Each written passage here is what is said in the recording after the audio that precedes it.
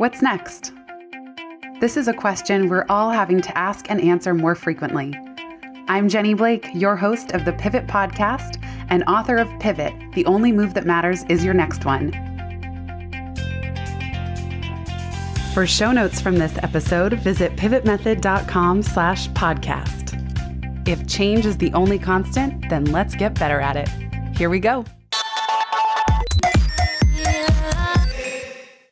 Hello, everybody. Welcome back to the Penney and Jenny Show.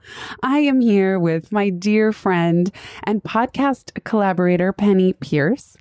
I interviewed Penney several years ago, and now we have a whole spin-off series that we do from time to time, still on the Pivot Podcast channel. This is our 8th installment, and we have a whole series coming your way. We just had so much fun recording the first episode that we kept building from there. And in fact, these episodes with Penney are some of the ones I get the best feedback from all of you who are listening. I hear so many kind words about Penney, and we enjoy riffing on these. If you don't already know, or you haven't listened to any Penney and Jenny Show episodes, you can actually get to a SoundCloud playlist that has all of them in one place at pivotmethod.com/PJ Show. What that might mean is you don't know about Penney Pierce, who's one of my longtime mentors from afar, who then became a friend-tor and just one of my favorite people on the planet. Penney is the author of several game-changing books, certainly in my life: The Intuitive Way, Frequency, Leap of Perception, Dream Dictionary for Dummies, and her latest, Transparency, Seeing Through to Our Expanded Human Capacity, among others. Penney, I'm so happy we're back. Welcome to the show. Me too. I missed you. I know. I missed you too. And I said, we got to just hit record, because as we were saying that we missed doing this, I said, it's on me, because in my liminal space, which is the topic of today's show, and in Pivot, I refer to this phase of creation as a plateau. And it wasn't really a plateau, and liminal space isn't really a bad thing, but I just couldn't get it together to schedule and record something. So I'm just really happy that we're back. I know. I think, often we do have to just loop away from what we've been doing. It looks like we're leaving, but it's really, we're not. And then we come back around and we're all fresh and new, and new things have come into our life, so that the perspective on things is a lot different. Because I've been in my own version of that. I think we've both been in this kind of, I know you've been traveling a tremendous amount, and I've been rebranding and redesigning my website myself, which is taking a long time, and starting to do online classes, which took a lot of development. So in some ways, it's kind of odd. I feel like I've been awfully busy, but I'm kind of housebound, where I usually travel a lot more. So it feels like I'm not doing anything, and I'm just, and I don't know whether that's liminal space or not. I guess we'll get into that. But, maybe we should catch up a little bit more with what we've both been doing. That sounds great. I know for you, your book Transparency came out in October of 2017. And it's such an interesting point in the creation process, where you finally launched this thing that you've been working on tirelessly. And then what was your experience like in the year? Now it's a year and a half since launching. And in fact, probably by the time this comes out, it might even be closer to 2 years. How does that post-launch lead into liminal space? Well, of course, right after it launches, there's all the promotion stuff that goes on, and then that's really busy. But then after that sort of peters out, you just kind of wait a little and see who picks up on it. And then there are sales, and then there's a kind of a lag in sales, and then there's new things that come and help it sell. So it's sort of it's a bit of a waiting thing, where internally, I'm always pressuring myself, thinking, oh, I better get on it again, and keep pushing and pushing. But I know with a couple of my other books, especially Frequency, it just took off. And so it's still selling all on its own. I don't do anything hardly about it. But the information and the energy of the product, I guess you would call it, all on its own just starts to connect with people. So it's an odd thing. I guess when you hit that, and we will define liminal space, but when you hit that, part of your mind thinks that something's wrong, that you have to do something more, you have to use willpower. And then if you relax and settle down, often the flow takes kind of care of itself. It does things on its own. And we're not really quite used to that, I don't think. Yeah, it's funny because even those of us, you especially, who are writing about this and speaking about this and try to just live in that state of flow, maybe not a flow state as Mihai Csikszentmihalyi defines it, the edge of challenge and skill, but certainly going with the flow of energy and where the mind and heart of that book is taking you, just as much as you might be taking it somewhere. And yet we still often can resist it. It's like, even if we know that this post-launch phase, a plateau, a liminal space, even if we know that it's part of the process, what is it that we so often feel allergic to it? And in fact, maybe that's a good moment could you just define liminal? Because I have to say, a couple of years ago, I didn't even know what that word meant. Now I hear it all the time. Me neither. I learned it a couple of years ago, and it really comes from, I don't know whether it's Latin or what, but the origin of the word means a threshold. And I take it to mean, that there is a space right before the threshold and a space right after a threshold. It's like you're standing in a doorway, and right before you get to the doorway, you have to go through some sort of a shift to get out of the previous space, to get into a kind of a neutral space where you can enter the doorway, and then into another kind of neutral space where you exit the doorway, but the new thing hasn't really started yet. So it's so much like the caterpillar going into the pupa and then coming out the butterfly. And, I've learned from some science program that, what happens in the cocoon is that the caterpillar actually liquefies itself, and before the raw material of its body can reformulate as the body of the butterfly. So in some ways, I think that's what we do at the end of a phase is we melt down, and we reform. And that process of melting down and reforming and moving through the threshold is one that cannot be directed by your left brain, and all of your shoulds and logical proof and everything. It's too miraculous. It's too undefined in some ways. It is, and it's so necessary is the other piece of it. But I think we don't understand that it even exists half the time.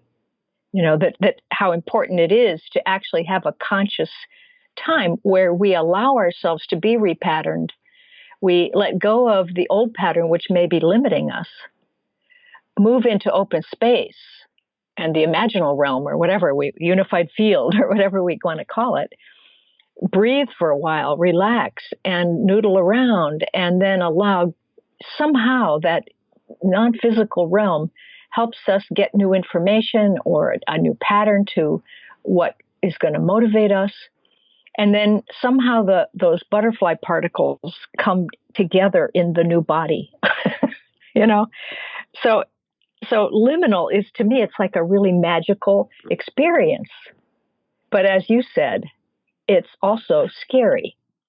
Yeah, I found a cool related definition. This is from Wikipedia.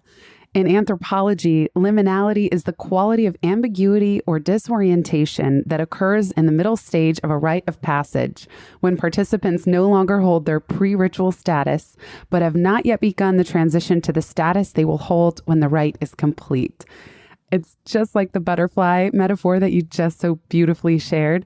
And it was funny, Penney, because as you were talking, you said we feel a limit, we're hitting a limit. And it's very similar to the first part of the word liminality. Yeah. They even kind of sound the same. It's almost like the current way of operating, you've hit a limit, and it's a time of breakthrough and transformation.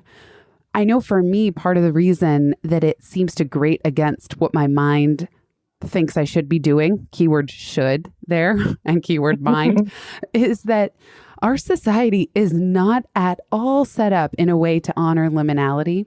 And certainly the work world, and even in this wild and crazy content production arena, I know I certainly feel like from the day I launched my podcast in 2014, there was this almost unconscious pressure. Well, got to release weekly, and there's never a chance to take a break unless you're one of those shows that that launches in seasons, which, I didn't really decide either way. I was just scrappily getting this thing off the ground. But when it came time for me to take a pause, I actually didn't know how long the break was going to last. I didn't know how much time I would need. I just knew that the joy that had been sparking for me was not there. Not because I didn't love this podcast anymore, but the shifts, the breakthroughs that I needed to go through in my personal life and in parts of my business, they couldn't happen while juggling all the tasks that were associated with getting a podcast out from start to finish. And it's just not built into our work world that, oh yeah, take a break whenever you need it, and pulse in terms of your content production, rather than making sure you email people every week and launch a show every week or they'll forget about you. I mean, that's just not true. I know. And it's all, I always talk about a lot of things with the left brain, right brain, and left brain being that, that part of us that defines everything and locks down meanings and is very verbal and doesn't really like change too much because it's already defined the way life is, and it doesn't handle change, and it's kind of rooted in the past. But it keeps us in that high motivational state because it associates stopping with loss, and that at least you have your podcast you're doing, Jenny, and you know how to do it, and you're doing the email and all that stuff is a security, and if you stop it, then suddenly, wait a minute, there's this fear of, if I don't move forward constantly with willpower, then if I stop or pause, I could fall into the void. I could totally lose my momentum, and then where will I be? No one will know me. I won't be able to make up to where I was before because I won't be motivated anymore. There's all these reasons that we have for keeping on. And I think that when we come to the end of a cycle of creativity, often what happens is that you do get bored. That's one of the key signs, is like, I'm losing my kind of juice and passion for it, and I'm making myself do it out of habit. But the more you make yourself with willpower continue on, then the more drained you get. And so pretty soon you can really exhaust yourself unless you notice early on that, oh, wait a minute, I'm finished with this. I've done this for a while. I really learned what I wanted to learn. I've enjoyed it. And now maybe I need a different perspective, or I need to shift it somehow, or something. I don't know what it is yet, but I'm bored. I am so glad you brought up the boredom thing, because I do a lot of work within companies, specifically big tech companies or global organizations that already have a somewhat innovative culture. And I'm telling them, just like at Google, often they put so much energy in hiring the best and the brightest, but how do you keep them? And not just that, how do we make it so that pivot points and plateaus, whether it's within a company or you're running your own business, are not a problem? That actually that boredom is a sign that you've outgrown your previous career incarnation or business incarnation. So for me, even though I've been self-employed for over 8 years now, I'm not pivoting out of running my own business. That's the right kind of like, what's a butterfly metaphor? Like, I think my butterfly is living in the right backyard, but that boredom is just nothing wrong. That you're not a bad person. You haven't done something wrong. It's actually a sign. It's a good thing. And it's a time that we can pause if we're willing. And instead of beating ourselves up, say, what's going on here? Why isn't this sparking joy? And I learned so much from you about willpower, and almost to just notice any time that I'm deploying willpower is probably a sign that I'm not in flow. Right. Because when you're actually in the flow, you trust it, and it brings you what you need, and you can relax a lot because things do show up right when you need them, not too early, not too late, and it works perfectly. The left brain isn't really connected to the whole, whereas the right brain and the body really are vibrational, and they resonate and they connect to, all the beings, or all the events in the world, and therefore they can feel things coming, and that something's going to be brought to you without you having to go and hunt it down and capture it. But I think that the whole idea, like you're saying about endings, is like, we do not like endings. And for so many odd reasons, because I notice a lot of times when something ends, or I'm not getting the kind of work I thought I should be getting, or people aren't buying the books as much as they should, or blah, blah, blah. I think I did something wrong. I think something's wrong. That's my left brain. I should have done more, better, differently, etc. Well, I like how you even describe that by saying blah, blah, blah. Like clearly there's a part of you that didn't even care about those things, at least not in the way that you would be, quote, supposed to, according to the marketing team at your publisher. Exactly. But, there is that thing that when you end something, there is this, it's almost like a kind of a shock in a way that hits you, I guess, and you will turn it on yourself rather than realizing, oh, I just completed something. What did I just learn? And let yourself be satisfied at that and pleased. Look at what I just did, like a little kid, and really consciously enjoy the completion of something. I made that book. It is physical now. It came out of my head and it is a physical thing now. Wow, cool. Instead of thinking, now whatever's going to happen, I don't know, and I'm in the unknown. So trying to correct that, I think, is one big thing. It's just, we need a conscious way of recognizing that something is completing. And that means it's okay to take your attention out of it. You don't have to keep it around all the time forever. You can let it go. And if it's right, and if it's good for you and you like it, it'll come back. Like the Penney and Jenny show. Yeah, that's right. Okay, so much is coming up as you say that. First, I think even focusing on left and right brain, and this is completely from you, but even when we talk about the right brain being more in a state of flow, we have brain centers, we have neurons in our gut and in our heart. So there's also a full body brain that we can tune into. That's just that goes even deeper than what we traditionally picture in our head. And I think what you're saying about these completion moments and celebrating, it's so important. And the reason that I have trouble with it sometimes is that we know launching a book, launching a product is a clear completion moment. But what's interesting for me is when the liminal space starts asserting itself without a natural launch, or in the middle of something where, things are going along and it's sort of ambiguous. And I think even with the podcast, like, what's going on here? I love this podcast. I love interviewing with people. I love connecting. What's happening? It wasn't clear to me right away. Oh, got to put it on pause. And it kind of ties into a third thing, which is liminal space that comes from something ending, like taking a leave of absence from school.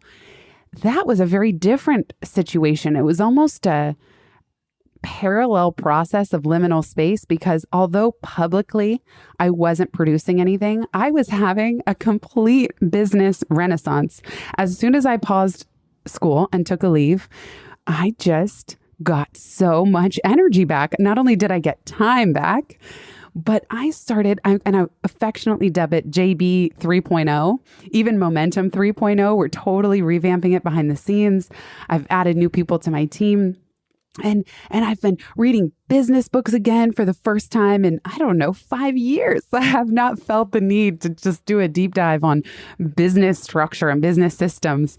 And so it's interesting that even from publicly what would look like just MIA, absent, behind the scenes, there was quite a lot happening. And I guess that takes us back to the butterfly metaphor, that just because you cannot see something outside of the cocoon doesn't mean there aren't tremendously miraculous processes happening on the inside. That's right. And that's where you really have to have a kind of a faith in yourself. Because, in your case, going to school, that was a huge thing for you to get in and get involved in all of that study and everything. And at a certain point, it must have been that you started to feel this odd tension or contraction or double meaning, like I want it, I don't want it, that kind of ambiguity. 100%. 100%. And when you can really realize it at an early stage and sense that if I keep going in this direction, I'm going to get more and more drained. You can kind of, intuitively track down that path, and you can feel how your body's going to be feeling if you keep at it. And so what you did, which was really smart, was go ahead and have the courage to take that leave of absence. And as soon as you did, it's almost like your non-physical soul self said, all right, we have some other things here that want to come into this open space. And that's often what happens. Sometimes it happens very quickly, like in your case, but other times there's a stewing or a gestating period, and I've had it where often when you start to pull out of an old cycle that you've been involved with for a long time, and you even have identity invested in it, and that holds it to you even more so. But as you start to disengage from it, it takes a little while to disengage. And you go into these stages. I wrote a couple of them down, so I'll just list these. But when you start to move into that liminal space, you're going to feel like you're in between, that you don't know something, that the old way is boring or it's damaging to your body and soul, that you're out of your comfort zone. You haven't found an answer yet, and you really want one. You can't seem to imagine your future, or the flow seems to have stopped. And then often you lose meanings and security during phases like that. And as you allow that to be, you just say, okay, this is the way it is. That helps you get through it, I think, is just to be.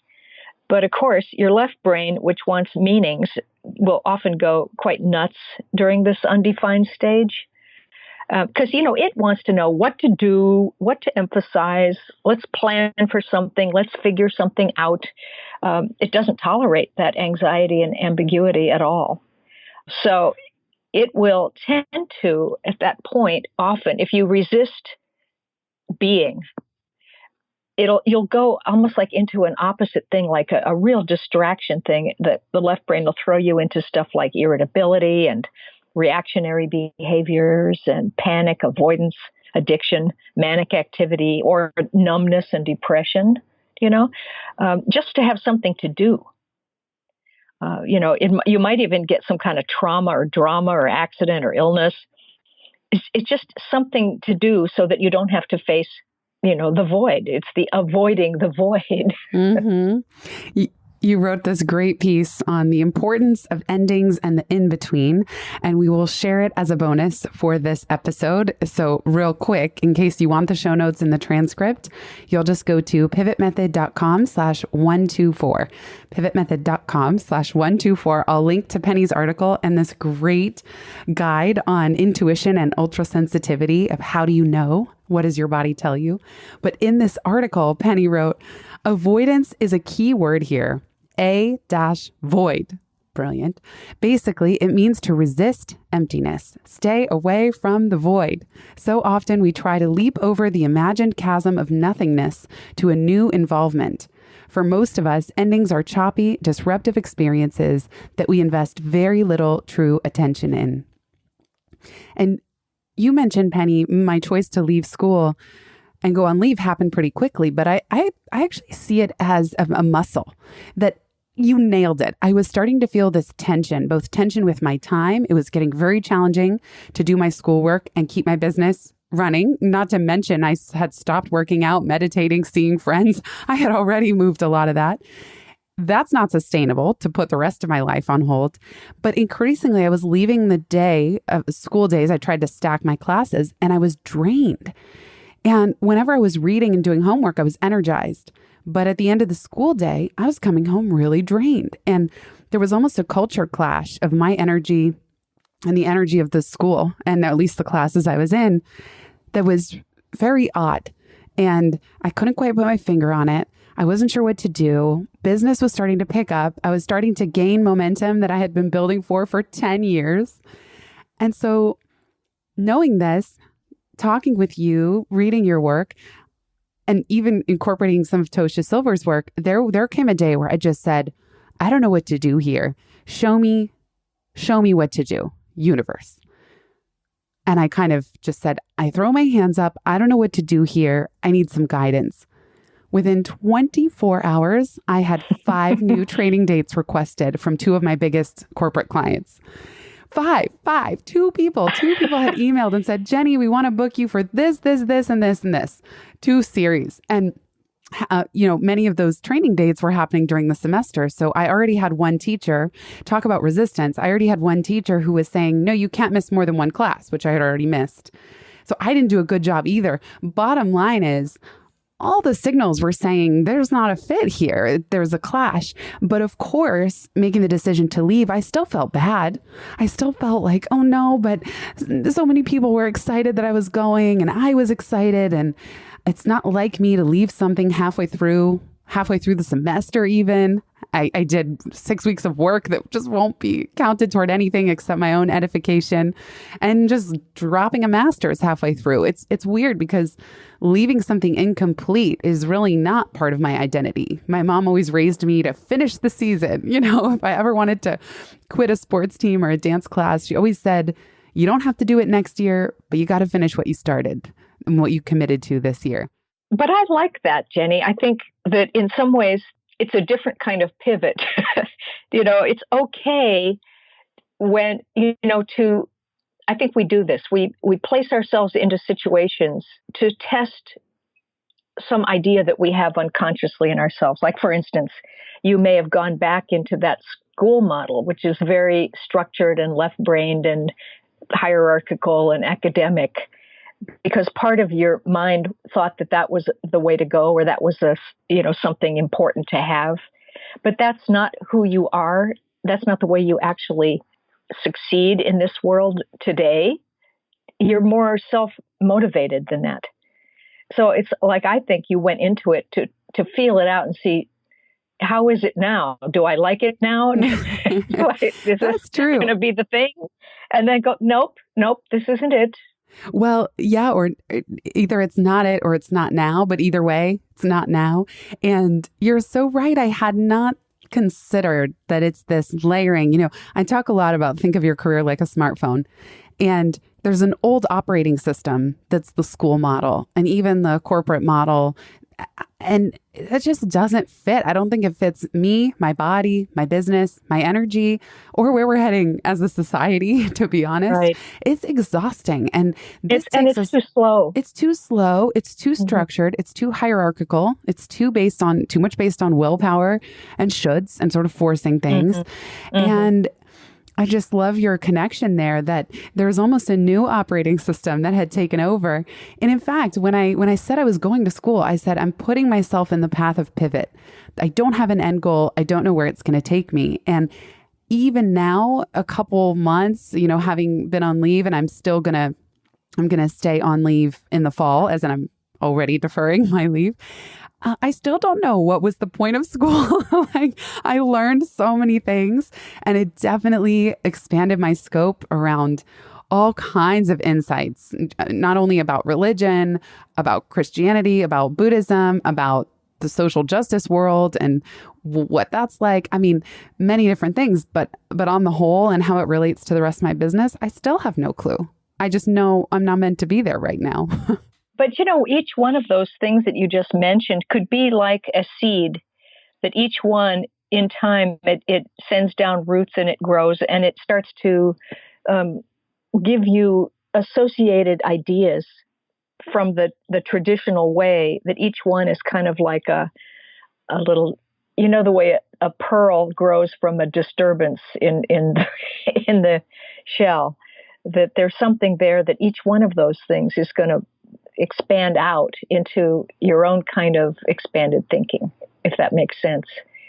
But I do think, but even though it wasn't exactly right for you, when you leave it, you still go into liminal space for a moment. Definitely. Right? Oh yeah. And again, that liminal space of professionally not really knowing where I stand or what's next, even as I do JB 3.0 and Momentum 3.0, even the podcast, rejuvenating it, I'm like, who am I? Why are people here? Like, right. There are so many podcasts now. I really don't know. I really can't put my finger on it. I don't always have an easy time differentiating myself from anything else. And even if you could tell me as my friend or any of you listening, and by the way, I'm all ears, like, would find it very helpful to have some outside perspective.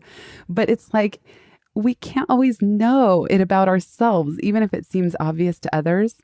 And I want to hear from you too, Penney, because I know we talk about the post-launch goo state, where you're kind of just in a goo state. But then I think follows the liminal state, and they're a little bit different. And I would love to hear your experience of, after all the marketing for the book, what was your goo state? And then where do you find yourself now, even liminal or emerging from it? Right. I took my attention away from writing and started to move into, ended up getting involved with a group of people actually in New York, and got all excited about some projects. And then that went through a cycle. And then it was kind of like your school experience. It was like, oh, wait a minute, this is not what I thought it was. And we actually all have different purposes here. And so I had to leave and loop away, and everybody's still, fine, but it's separated. Then when I had that that was the liminal space then. So what's next? And I realized I need to really think now, how will my work evolve? Who do I want to talk to? How do I want to get this body of knowledge that's come through me over all these years? Who do I want to get it to? And I realized, I really want to get it to people who are leaders and facilitators and who are able to influence other people so that it can, have an impact more. So then I started in on that. But, I think there was a time, I've had this happen before, where I remember one time especially after I moved from San Francisco and the Bay Area, where I'd been so active and everything, to Florida, which is because my mom had gotten sick, and it was a psychic shock. And I remember at that point that I was kind of walking around in this new house that I had, and I started to feel like a stranger in my own life. And I would have these thoughts like, who is driving this car to the market? or who needs food to eat and stuff to drink? Who's walking this body down the hallway? And, how did I get here? This kind of thing, like, it's like a strange little distance from my involvement in my own personality. And I began to feel at that point like my whole story and my history and my bios and everything, it was just not mine, or maybe I didn't even care to recite it anymore. It was kind of boring to me. Like, I'm not just that. And, those stories could belong to anyone if they wanted them, the stories, and then I thought, well, maybe I'm going to die soon. No, then I went, no. So that kind of got me thinking about, what is it like to live without an identity that you're so locked into? And I think that's a stage in our spiritual growth. At a certain point, you don't need to represent yourself as a thing so much. You said something so powerfully too about feeling like a stranger in your own life. Yeah. Wow. And what you just said is brilliant too. In fact, Michael was just reading to me something from Carl Jung earlier this morning, that there's a difference between change and transformation. Change is happening all around us. The world is always changing, but we are the ones that have the choice to transform. So as your life changed, you actually did face that. Am I going to transform now? And that's where the spiritual growth comes in. That's right. Yeah. I always, when I teach, I always talk about the difference too. That change is like you have a bunch of objects on a tabletop and you're just moving them around into different configurations. But transformation is the dimensional thing. It's like if you took a point and you put a bunch of points together, it would form a line. Okay, that's a transformation. Then put a bunch of lines together and you get a plane. That's a transformation. You put a bunch of planes together, you get a cube, right? Now, the next big change is going to come out of three-dimensional cubic reality into what I think is spherical reality. And that changes the way we understand time and space and who we are. And, it's a major shift of perception. So, yeah, I mean, that transformation is,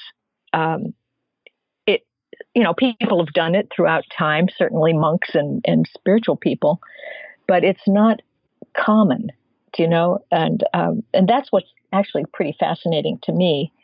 But so much of it is the willingness to go into that liminal space, Part of my process during that really undefined time was that I started to want to sleep in the guest room of my house instead of in my actual bedroom.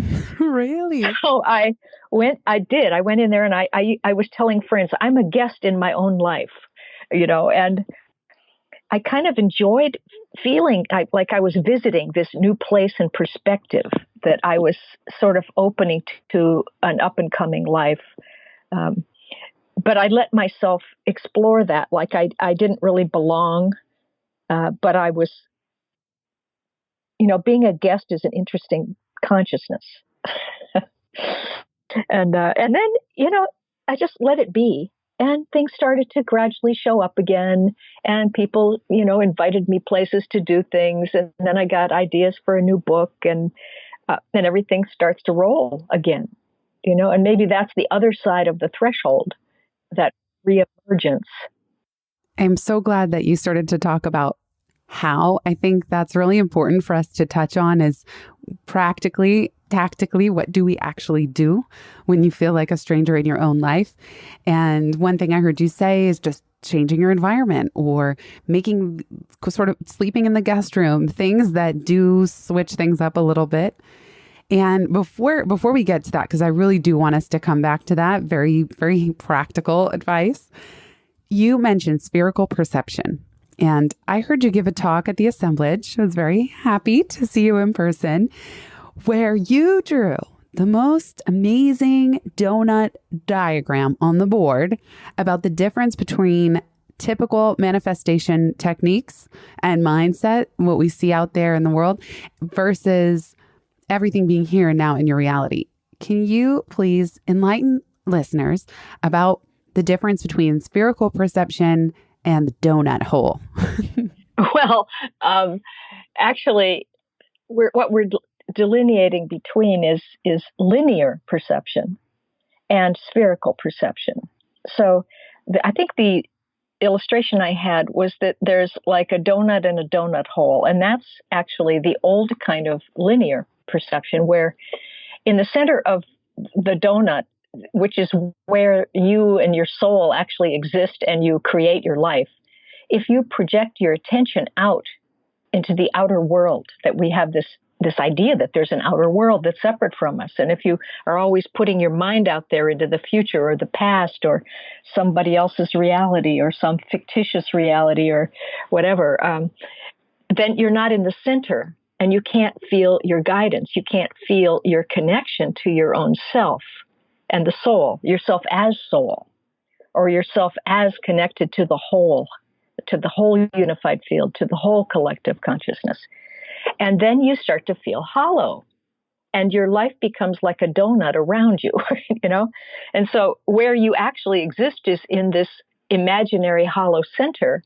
And that's why people often talk about lack of self-worth, or they feel empty and hollow. Like a lot of people who get addicted to food, they're filling this empty void inside of themselves, which is, I think, that hollow place. So the remedy for that is to suck back in all the little fishing lines you've thrown out into the world, reel it all back into the center. And be in your body, be in the center, feel yourself. I call it your home frequency. Get back into yourself, the way you like yourself, your best self, and just be there, because really that's where you are. And then what happens is the donut all gets absorbed into what used to be the hollow center, and it turns into a sphere or a ball.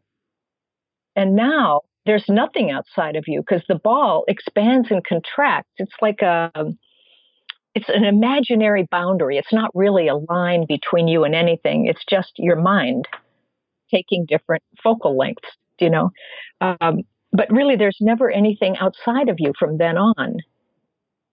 And you have an awareness of unity. At that point, that's where the reality shifts. I don't know if I explained that well enough. That's a great way to put it, that when you look too far out in the future, or you see something outside of yourself, there's nobody home. And that's that donut hole in the center, that you've left your current reality. And it was just so powerful how you drew that diagram, and that really the key is to inhabit. Inhabit? No. Inhabit.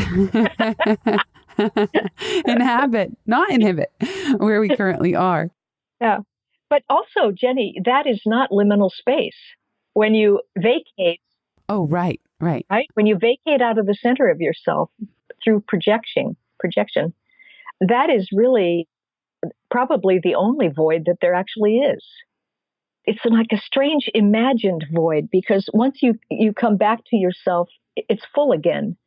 And that is the irony about the void, which I'm glad I thought of talking about this, because, when we go into that liminal space, suddenly when you first enter it, it feels like it's empty, because you're finished with something, and you're probably running on empty at that time. You're done with the whole cycle of creation. And as you move out of that, you see through the filter of emptiness. And so it looks like a void. But the minute you let yourself relax and be in that spaciousness, it becomes full. And then you're in the imaginal realm, where all things are possible, and every variable is there that you can combine in any way you want to. And it's like your playground, and as soon as you're there, you get all motivated again. And it actually doesn't take that much time. It's actually out of time. But as much as we resist being in it, that makes it seem so much more difficult. And then that makes it seem like it takes a lot of time. Right. Does that make sense? Oh yeah, definitely, definitely. Because it's such a great point that when we're resisting it, it feels like it's taking forever. It's never going to end. And as you said, there's a real lack of confidence that starts to happen of, oh no, everything's slipping away. Fear comes in, and time's going to really drag, because probably from that state, you're not even going to think of your best solutions or what the new you really needs. So let's get into some very practical things. I can say one thing that happens when I'm feeling in a liminal state, I've gotten much better at just saying, I need a break. So, and that's okay. And I actually don't need to explain it. Now, this is going to be harder if you work at a job and you have to show up at the same time every day.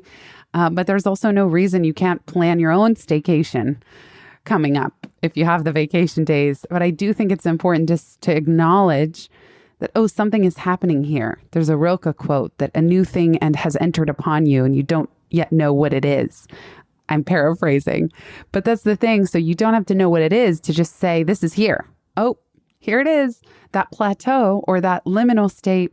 And so for me, acknowledging it and then asking, what am I curious about? So what is feeling friction that I need to pause?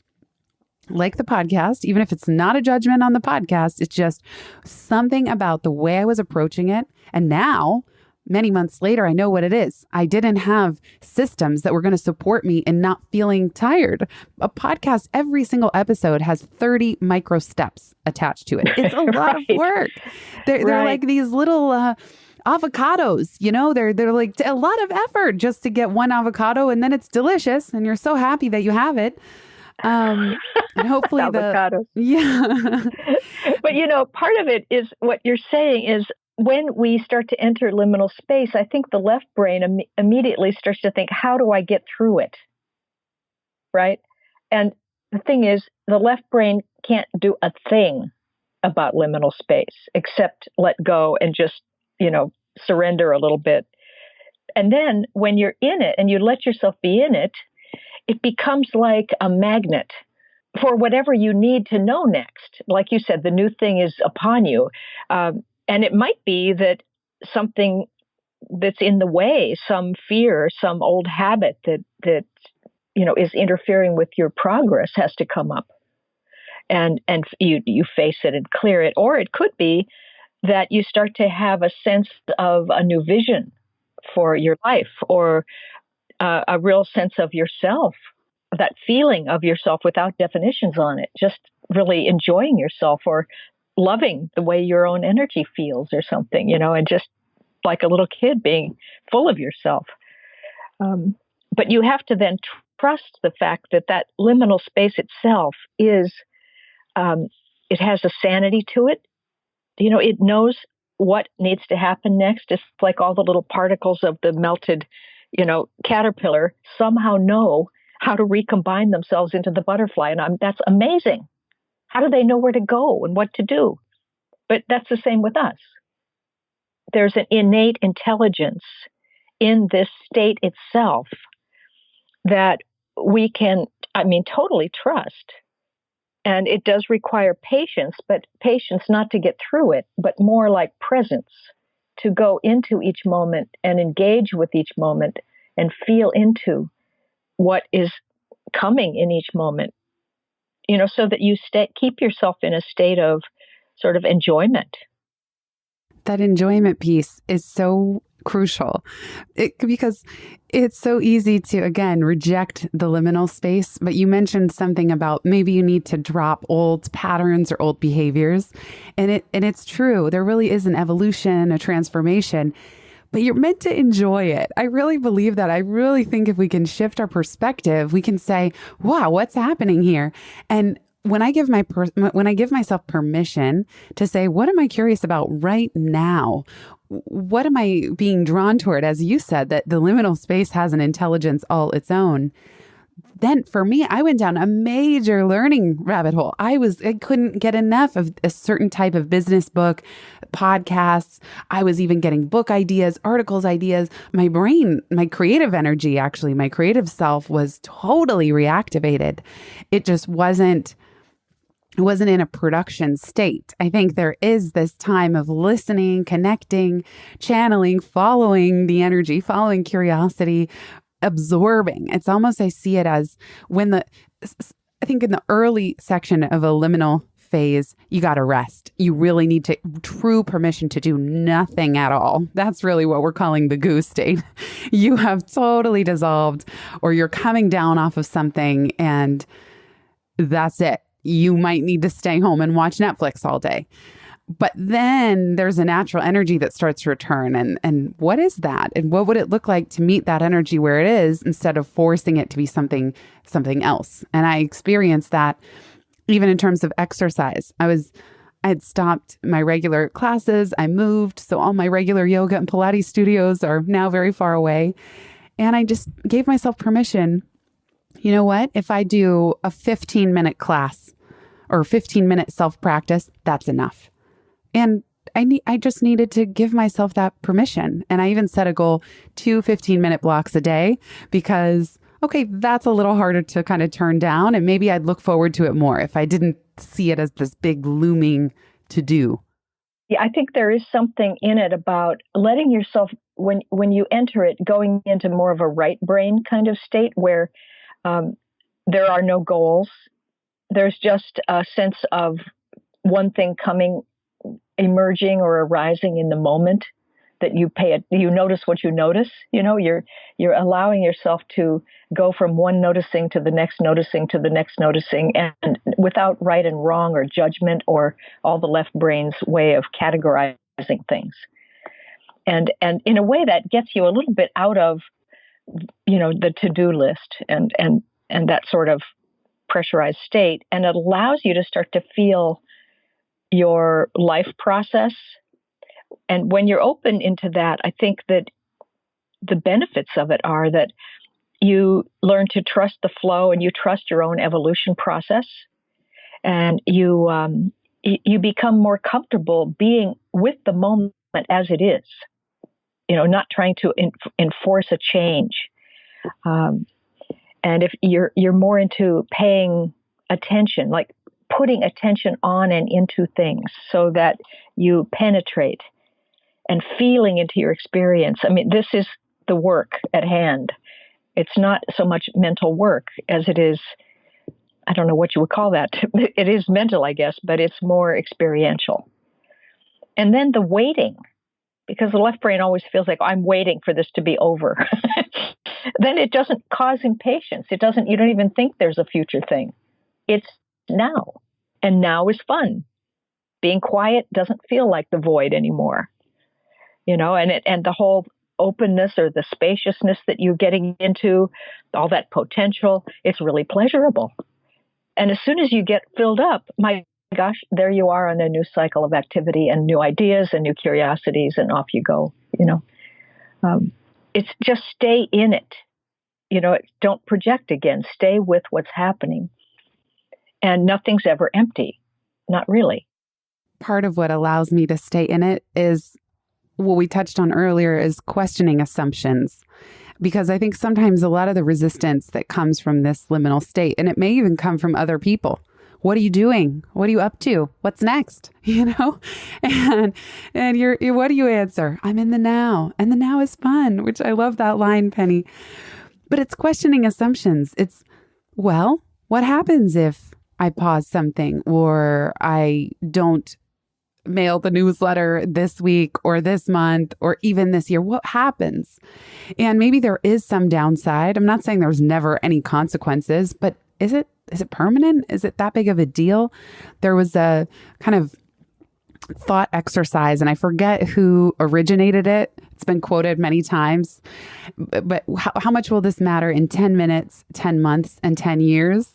So another thing that helps me process when I'm in a liminal state, or I'm not there, there's no there, of course, but where I'm not totally in a flow again, is just saying, I'm taking the long-term view on my life, on everything I'm creating. And that allows me to be in the now because things are less urgent. There's less time sensitivity that we tend to place from the outside world. Now, that said, this can be scary to do when you're self-employed. So on one hand, it could be easier to do because you don't have to show up for anyone else necessarily. But then it's a little scarier because, well, you still have to feed yourself. There's not going to be work coming in if you're not out there doing it. Right. And that ties into also the assumptions that you said before, is that what are all my have-tos? I have to make this much money. I have to do this. I have to see this many people every week. And the money pressure often is tied to that so much. It's not about creating what you love anymore. It's about once you started creating it, now I have to keep creating it. And it might be that if you let go of the pressure to keep on with something you've already done, when it's actually time to let go of it, that when you let go of it, you get repatterned, you are rejuvenated, you start to get a new set of instructions for yourself, you get new imaginations and more of your actual true self. And then your self-expression becomes, probably you expand your scope, or you learn to work more efficiently or effectively with less willpower and things happen magically. Or, you get these improvements that you couldn't figure out with your left brain. But you have to have a kind of faith a little bit, or go through it a couple times so you see that, this is what happens. It's not just wishful thinking. That there are things we're learning that come from like the inner realms about how energy works, how consciousness works. And it's not just all about productivity. That's such a great reminder. That's so true. And it's very, I have to say now, being married to a Lebanese man, that it wasn't until meeting Michael that I realized just how work focused we are here in America. And not everyone listening lives in the States. But probably if you don't live in the States, you could even observe it even better. But here, there's such a pervasive sense in the water that you are what you do. Whether it's how you introduce yourself as your career or your job, but even just you are what you produce. We live in a very capitalistic society that orients our worth based on output, producing, production, even creating to an extent. And if we can just recognize that tremendous pressure, that sometimes these transitions and transformations exactly have nothing to do with the learning isn't about learning how to be more productive. It's learning what your soul is here to learn. Yes. And I think it's often actually learning to be your soul, not just to be your personality and your brain, but to be your soul and be soul directed. And that really means to me, it's an experience of learning to be extremely connected, like in a communion state with all beings. And that would include animals and plants and trees and rocks, everything. That we're all so interconnected and everything has consciousness and everything's helping you get ideas. Everything's helping you create. There's a place for you to put your creations after when you give them away. That the whole takes care of all of us, and you got to be quiet in order to realize that we're not separate from each other. We don't have to use so much willpower, cleverness, and be better than others. That compare and despair is so powerful, where it's almost as if liminal space invites, because you're pausing and slowing down. I'm picturing those meerkats that they're like popping up and they're looking around and who's out there, who's doing what do I need to do? And then you go back down into your hole, your burrow, and then you pop back up. Who's out there? What do I need to do? What's going on? And of course, a big part of the pivot method is don't do that. Like, don't jump right to scanning for people, skills, and projects before you've done the plan stage, which is all about what's working, what energizes you, and what does success look like a year from now. Now, at the early stages of a liminal state, you might not even know that. That's fine, but you can still get that energy intelligence about what is working, what are you enjoying, what is energizing you, what are you curious about, and as you said, what do you need to drop? I think that is just as important as what's creating friction and getting in the way of your flow and of what being are you your soul. Too hard at? Yes. What are you working too hard at? But also as you enter liminal space, and I think the soul does create this. We go through these cycles of creativity, but it's not by accident. That when you're really finished, you're finished because you're finished at a pretty high level. You've learned a lot. And so right at the end there, it's saying, oh, okay, I notice I'm getting bored. I notice I really feel complete. Do I want to keep doing this? Not really. So what have I learned? It's like take inventory, take stock, and kindly, with compassion for, look what I've been doing to show myself such and such. And I've learned all these great things, and I'm a better and bigger person because of it. And I'm grateful to all the people I've been involved with. And so gratitude, in a way, too, is very helpful for completing that previous cycle. And then just getting into the moment and saying, isn't it amazing how stuff just shows up around me? Mm-hmm. Yes. Look there's a coffee cup with coffee in it. Wow, how'd that get there? And, and just staying in that sort of magical being with state until you're just so relaxed and happy with anything that then the next cycle of stuff comes in and it's just anything also. It's like, oh, I could do podcasts again. I think that sounds like fun now. We'll do it in a different way. Yes. And how do we make it fun? Yeah. And then we talked and we said, well, let's interview each other. Let's talk together on this, not just be interviewing another person and not you talk because you're the interviewer. Yep. And we set up a Google Doc. So in fact, I'm going to walk everyone through and we'll start to wrap up this episode with maybe a next action or a non-action for listeners to take around this topic. But exactly. So Penny and I, we were emailing to reconnect. It's been too long, even as friends. And I was like, I'm so glad you emailed. I'm feeling such renewed energy now around the podcast. I'm improving all my systems, bringing someone on to help. And I said, let's do it. And we set up a Google Doc. We started brainstorming topics. Penny was sending me some of her recent writings. And also we are batching the recording. So Penny and I get to talk for twice as long as you're listening to this episode because we're recording 2 at a time and just trying it out. How does that go? And maybe that reduces the friction of scheduling 4 different times. We actually have 2 blocks. And speaking about the flow state, we get in a flow with each other. So I'm already excited to pause and riff on the next topic and see, maybe we're not even starting cold. We already have a whole hour under our belt. And we're just trying it out. And that's another thing I'm always plugging around Pivot is what can I try? That at the end of the day, the Pivot method, what's working? What does success look like? What's out there? And what can I try? That what can I try is crucial. And so, okay, we know we're both excited. Our energy, our intention is there. What can we try? How can we try to have this be seamless and fun and enjoyable and work in that way? And so it has been really fun, Penny, to collaborate with you in that way. And then we even both said, and then let's just hit record and flow. Let's just see what comes up in the moment. Right. Yeah. And it's fun even going into our intuition and thinking what topics feel timely, what haven't we talked about before and what ideas go together, that could make a topic. I love that part too, because it's like, I don't know.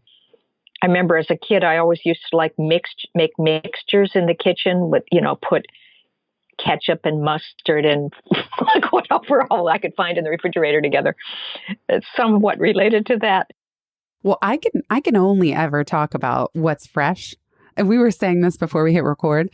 I have a really hard time just taking some topic I feel complete around and then talking about it. Like, I really need to say what's real right now. What's my truth with a capital T? And then it's just a super bonus if you and I align around that and can bring different perspectives.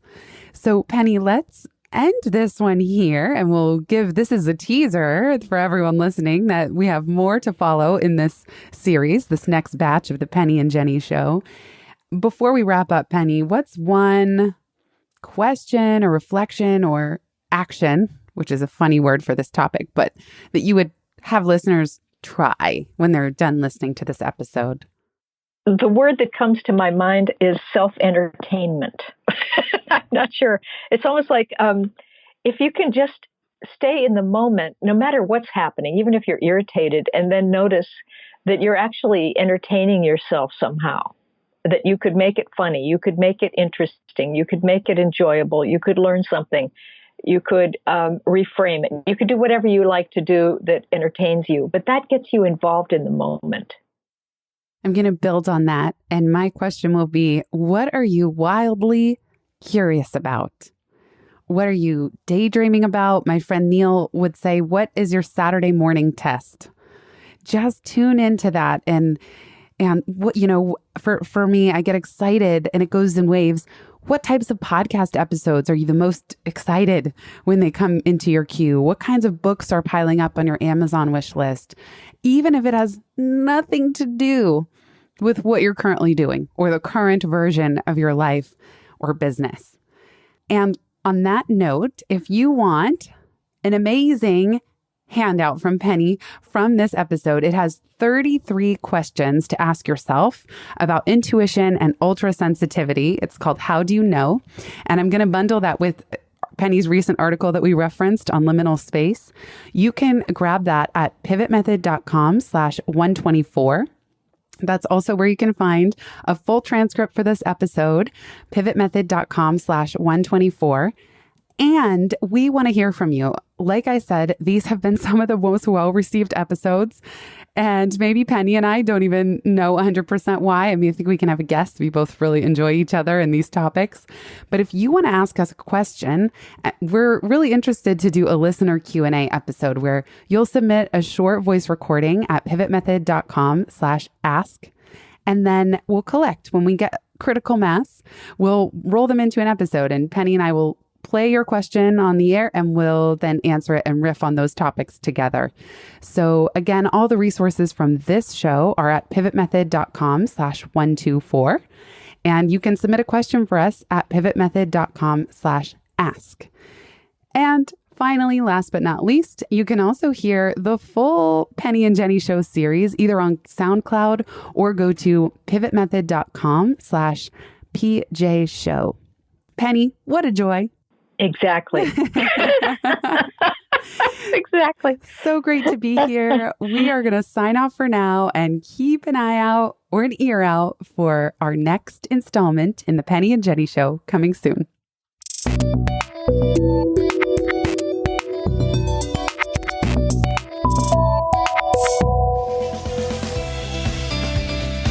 Thanks so much for listening to this episode of the Pivot Podcast. Make sure you don't miss an episode or my insider tips and templates by signing up for Pivot List, a curated twice monthly newsletter where I share the inside scoop on what I'm reading, watching, listening to, and the latest tools I'm geeking out on. Sign up at pivotmethod.com/pivotlist. Get show notes from this episode at pivotmethod.com/podcast and connect with me on Twitter at Jenny_Blake. Remember, build first, then your courage will follow. Hasn't it always?